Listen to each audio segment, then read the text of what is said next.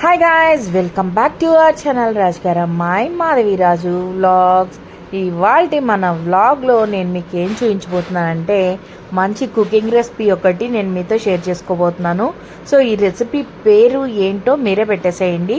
So chicken and మటన్ని మించిపోయిన recipe అనమాట ఇది. Just eggs ఉంటే చాలు, మనం ఎగ్స్తో చేసేసుకోవచ్చు అనమాట.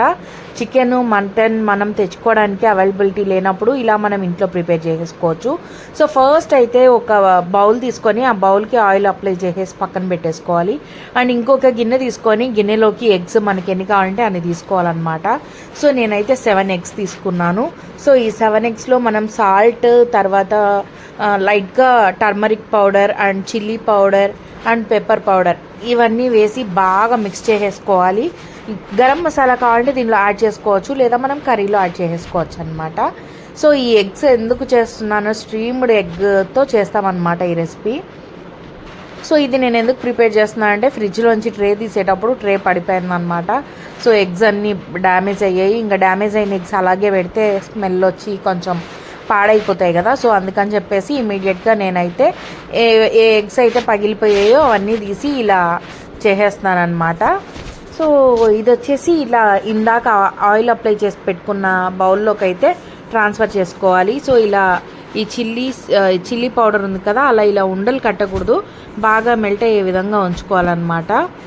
సో ఇంకా ఒక రైస్ కుక్కర్ కానీ ఏదైనా సరే మనం స్ట్రీమ్ పెట్టుకోవడానికి కుక్కర్లో కొద్దిగా వాటర్ వేసుకొని, సో దాని మీద ఒక బేస్ పెట్టుకొని దాని మీద మనం ఈ ఎగ్ మిక్స్ చేసుకున్నాం కదా, సో ఆ మిక్సర్ని పెట్టేసేయాలన్నమాట. పెట్టేసి ఒక 10 నిమిషాలు అలా కుక్కర్ మీద పెట్టేసేయాలి. సో ఆఫ్టర్ ఒక 2 విజిల్స్ తర్వాత మనం దాన్ని చెక్ చేసుకోవాలన్నమాట, కుక్ అయిందా లేదా అని. సో నేనైతే ఫోర్క్తో గుచ్చి చూసాను, బాగా ఉడికిపోయిందనమాట. సో ఒకవేళ వెట్గా ఉంటే ఉడకకపోతే లోపలంతా వెట్నెస్ అట్లాగే ఉంటుంది. సో ఇంకా ఈ బౌల్ని అలాగే వంపేసుకున్నాము, ఆయిల్ రాస్తాం కాబట్టి అలాగే వచ్చేస్తుంది అనమాట. ఇంకా ఇలా వచ్చేసిన దాన్ని కేక్ లాగా మనం కట్ చేసేసుకోవాలన్నమాట, చిన్న చిన్న పీసెస్ లాగా. మనకు ఎంత సైజ్ పీసెస్ రిక్వైర్మెంట్ ఉంటే అంత పీసెస్ అనేది మనం కట్ చేసుకోవాలన్నమాట. సో నేనైతే ఇలా బ్రెడ్ ముక్కల్లాగా కట్ చేసేసుకుంటున్నాను. సో చాలా స్పాంజీగా ఉంటాయి అన్నమాట, తింటూ ఉంటే నోటికి చాలా రుచిగా ఉంటుంది. సో మనం చికెన్ మటన్ తెచ్చుకోలేని టైంలో విలేజెస్లో ఉన్న వాళ్ళైతే బాగా పర్ఫెక్ట్గా సెట్ చేసుకోవచ్చు అనమాట. కొన్ని విలేజెస్లో చికెన్ షాప్స్, మటన్ షాప్స్ అన్నీ అవైలబుల్లో ఉండవు. సో అలాంటప్పుడు ఎగ్స్ ఉంటే చాలన్నమాట. మంచి masala recipe and non veg తిన్నట్టే ఉంటుంది అనమాట. సో ఈ రెసిపీని ఈజీగా సింపుల్గా మనం ఇంట్లో ప్రిపేర్ చేసేసుకోవచ్చు. సో ఇలా మనకి సైజ్ ఎంత కావాలంటే ఆ సైజులో మనం కట్ చేసేసుకోవచ్చు. ఇంకా ఇలా కట్ చేసి పెట్టుకున్న దాన్ని పక్కన పెట్టేసుకొని ఇంకా ఒక చిన్న మిక్సీ జార్ తీసుకొని అందులో ఏలక్కాయలు, లవంగాలు, పట్ట అండ్ సోంపు, లైట్గా జీరా కావాలంటే వేసుకోవచ్చు, ఆప్షనల్. సోంపు అయితే యాడ్ చేసేసుకోవాలి. ఇలా యాడ్ చేసుకొని కొంచెం నేను చెక్క బదులు చెక్క పౌడర్ వేసుకుంటున్నాను అనమాట. అండ్ సన్నగా కట్ చేసుకున్న ఆనియన్స్, టొమాటోస్ ప్యూరీ చేసుకోవాలన్నమాట. సో ఫస్ట్ అయితే ఇవి పౌడర్ చేసేసుకుందాము. సో నా దగ్గర ఆల్మోస్ట్ అన్ని పౌడర్సే ఉన్నాయి. సో ఇంకా ఇవి మాత్రమే యాడ్ చేస్తున్నాను అనమాట. బ్లాక్ పెప్పర్ యాడ్ చేసుకోవచ్చు. సో నేను అది కూడా పౌడర్ వేసేసాను. అండ్ చిల్లీ పౌడర్ వేసుకున్నాను. అండ్ ఫస్ట్ వీటిని అయితే మిక్స్ చేసేసుకుందాం. ధనియా పౌడరు, గరం మసాలా అన్నీ ఇందులోనే మసాలా పౌడర్ లాగా మిక్స్ చేసేసుకుంటున్నాను అనమాట. సో ఇలా మిక్స్ చేసుకున్న దీన్ని, ఈ పౌడర్ని కొంచెం తీసి పక్కన పెట్టేసుకోవాలన్నమాట.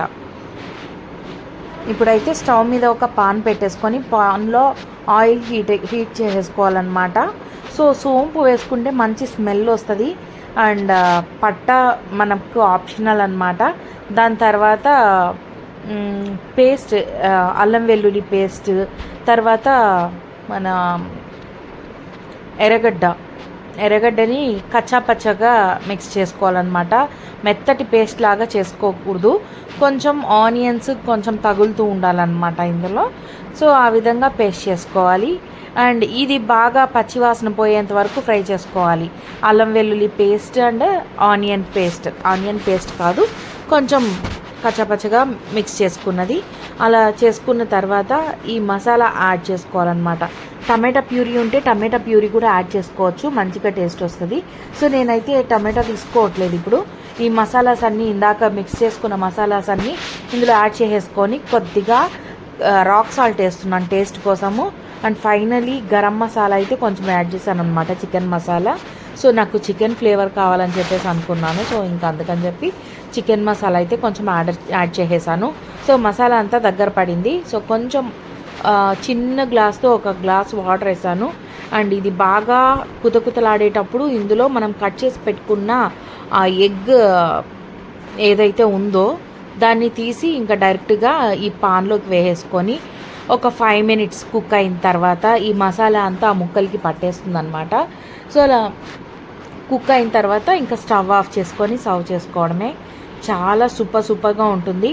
ఒకసారి టేస్ట్ చేసి ఎలా వచ్చింది ఏంటి అనేది నాతో షేర్ చేసుకోండి. సో అలా స్టవ్ మీద ఉడుకుతున్నప్పుడు మంచి ఫ్లేవర్, మంచిగా చికెన్ స్మెల్ అయితే వచ్చేస్తుంది అనమాట. సో టెంప్టింగ్గా ఉంది, ఎప్పుడెప్పుడు తిందామా అని చెప్పి ఈగర్లీ వెయిటింగ్ అనమాట. సో ఇంకా బాగా మసాలా పట్టేంత వరకు బాగా ఉడికించుకోవాలన్నమాట.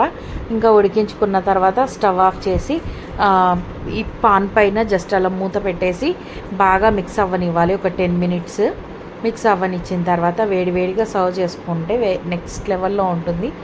మీరు కూడా ట్రై చేసి ఎలా వచ్చిందో మీ రెసిపీ నాతో షేర్ చేసుకోండి.